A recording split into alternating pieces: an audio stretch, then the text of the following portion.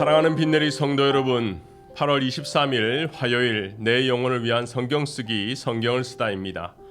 하나님의 말씀을 새기는 것은 은혜를 체험하는 귀한 시간입니다. 우리뿐만 아니라 다음 세대에게도 이 복음의 산 증인이 되기를 바라며 오늘 하루를 시작합니다. 하나님의 말씀은 출애굽기 19장 1절, 5절, 6절입니다. 이스라엘 자손이 애굽 땅에서 나올 때부터 제3월 곧 그때에 그들이 시내 광야에 이르니라.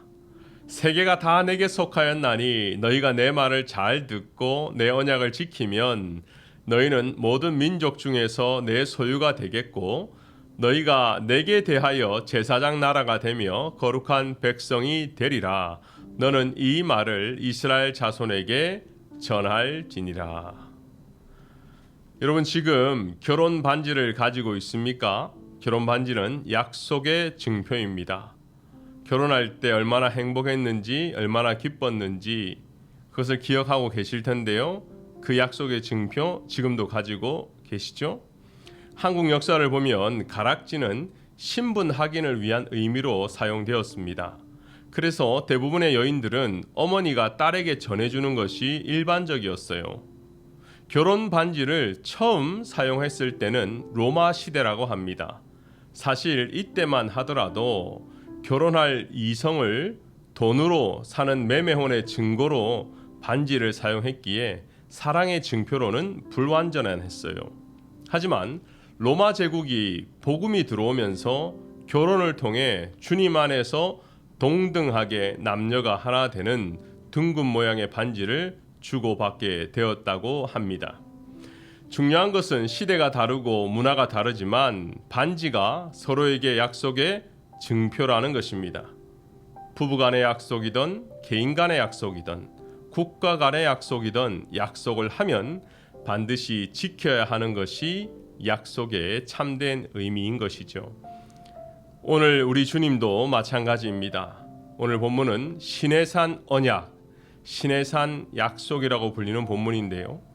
창조주 하나님께서 모세를 중보자로 세우시고 이스라엘 백성과 약속을 하셨기 때문입니다. 성경을 자세히 읽어보면 출애굽기 19장은 마치 계약서를 쓰는 것처럼 보입니다. 1절에는 출애굽한 지 제3월 시내 광야에서라는 단어가 나오는 것으로 볼 때 시간과 장소가 나오죠. 그리고 누가 서명 날인을 하냐면 나는 너를 애굽 땅 종되었던 집에서 인도하여 낸 너의 하나님 여호와로다. 그래요. 자기를 소개하면서 서명 날인 사인을 하셨습니다. 그리고 계약 내용을 보면 약속 이행시 받는 특약, 특혜가 나오는데요. 저는 그 특혜를 중심으로 함께 묵상을 하겠습니다. 두 사람이 만나 결혼을 하는 것은 서로에게 예속된다고 하죠. 서로 속하는 것입니다. 이것이 결혼과 연애가 다른 이유인 것이죠. 결혼은 서로에 대한 책임이 있습니다. 다시 말하면 오늘 말씀은 하나님이 우리에게 책임 보험을 들어주신다라는 것이에요.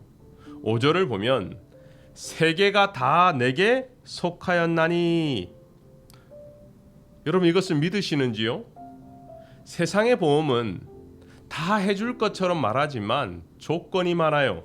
아주 작은 글자로 가로 열고 가로 닫고 이래서 안 된다, 저래서 안 된다, 천재지변은 안 된다. 그런데 우리 하나님은 전제 조건이 묻지도 따지지도 않고 온 우주가 다 내 손 안에 있다 이렇게 말씀하십니다.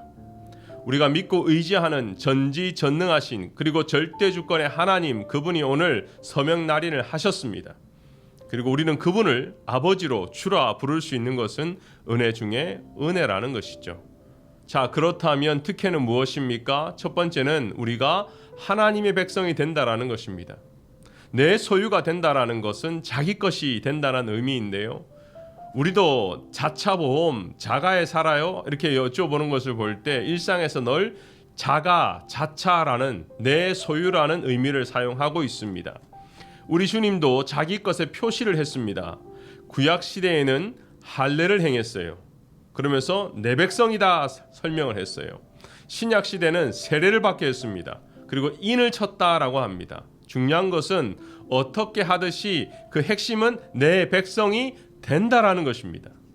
누구든지 자기 소유, 자기 물건을 아끼듯이 우리 주님도 자기 백성을 아끼고 사랑하십니다. 그냥 사랑하는 것이 아니라 끝까지 사랑하십니다. 끝까지 지켜주십니다. 이게 주님이 우리에게 하신 첫 번째 특약입니다. 이번 시즌 제목은 성경을 쓰다니까요. 가능하면 제가 성경을 많이 읽어드리겠습니다. 요한복음 14장 13장 1절을 보면 예수께서 자기가 세상을 떠나 아버지께로 돌아갈 때가 이른 줄 아시고 세상에 있는 자기 사람들을 사랑하시되 끝까지 사랑하시니라. 시편 23편 4절 잘 알죠? 내가 사망의 음침한 골짜기로 다닐지라도 해를 두려워하지 않을 것은 주께서 나와 함께 하심이라. 주의 지팡이와 막대기가 나를 안위하시나이다. 이어지는 특약은요, 너희가 제사장 나라가 되고 거룩한 백성이 될 것이라는 것이죠.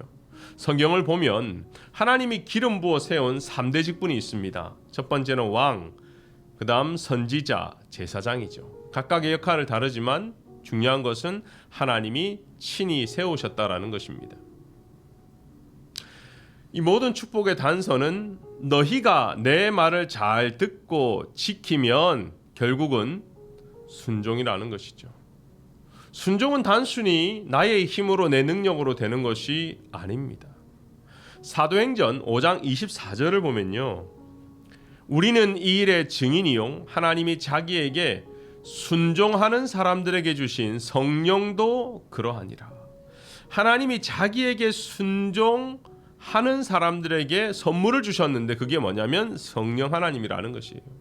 성령이 충만하면 자기 자신 아무것도 하지 않고 성령께서 모든 것을 다 하게 하는 거 아니냐? 아닙니다. 성령 충만은 어떤 무아지경의 상태로 특별한 은사나 능력이 나타나는 것 아닙니다. 성령의 충만, 성령이 역사하시면 반드시 우리의 순종과 아주 밀접하게 연결되어 있다는 것입니다. 이미 한국은요, 세계 10대 경제 강국이 되었죠. 근데 그것은 이민 사회도 비슷한 것 같아요. 다른 아시아 국가와는 다르게 한국 사람들 다 잘 삽니다. 이렇게 부유해지면서 여건은 좋아졌지만 반대로 우리의 신앙적인 이 침체됨, 무너짐, 매너리즘이란 것을 많이 보았습니다. 그 침체의 원인이 무엇일까? 나는 주일 성수를 하는데 믿음 생활을 하는데 왜 이렇게 나는 계속해서 침체되어 있는 것일까? 하나님 말씀을 들어도 그때뿐이고 왜 나의 신앙의 열정, 첫사랑이 회복되지 않는가?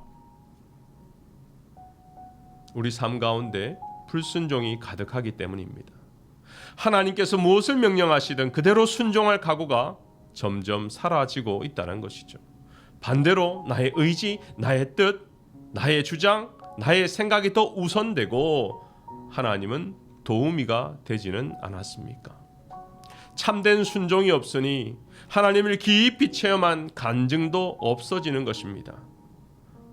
사실 완전한 순종은 우리 힘으로 할 수 있는 것은 아닙니다. 성령 충만은 하나님께 완전히 복종하고자 하는 결심 그 위에, 순종 위에 부어주시는 응답이라는 것이죠. 한 예로 우리가 관계 안에서 나는 저 사람은 용서할 수 없어 하는 분이 있을 거예요. 하지만 그것을 문제로 하나님 앞에 나아갔을 때 하나님 용서하고 싶어요. 용서하고 사랑할 힘을 달라고 기도하는 것은 성령께서 깨닫게 하시는 거죠. 순종과 성령은 함께 가는 것입니다. 주님은 너희가 내 말을 듣고 내 언약을 지키면 이러한 복들을 주시겠다고 약속하셨습니다. 오늘 하루 사랑하는 빛내리 성도 여러분, 순종의 복을 누리시기를 바랍니다. 함께 기도하겠습니다. 거룩하시고 자비하신 하나님, 오늘도 출애굽기 말씀을 통하여 하나님 앞에서 순종이 얼마나 중요하고 완전한 순종을 위해서 내 힘이 아니라 성령께 의지해야 된다는 것을 깨달았습니다. 오늘 말씀을 듣는 가운데 또 기도하는 가운데 혹 하나님의 뜻, 하나님의 음성이 들린다면 나의 생각을 내려놓고 온전히 그 뜻대로 부르심을 받은 자처럼 순종할 수 있는 빛내리 성도들 다 되게 하여 주시옵소서. 하나님, 사랑하는 우리 성도들, 때로 어렵고 힘든 일을 겪을 때마다 하나님을 의지하고 전지전능하신 주님 앞에 기도할 때에 우리 하나님 속히 응답해 주시기를 간절히 기도합니다. 질병의 문제로, 경제적인 문제로, 신분의 문제로, 관계의 문제로, 우리가 알 수 없는 여러 가지 문제로 넘어져 있는 성도들이 있다면 함께 기도할 때에 새 힘을 주시고 일어날 힘을 주시고 서로가 하나 될 수 있는 우리 빈내리 교우가 될 수 있도록 축복하여 주시옵소서. 무엇보다 우리 세대뿐만 아니라 우리의 다음 세대를 위해 준비하는 빈내리 교회가 되기를 원합니다. 말씀을 준비하게 하시고 복음을 준비하게 해주셔서 복음이 흘러가는 곳곳마다 다음 세대가 회복되며 살아나는 역사가 있게 하여 주시옵소서. 이제는 우리 다음 세대가 개학을 하고 학교 생활을 하고 있습니다.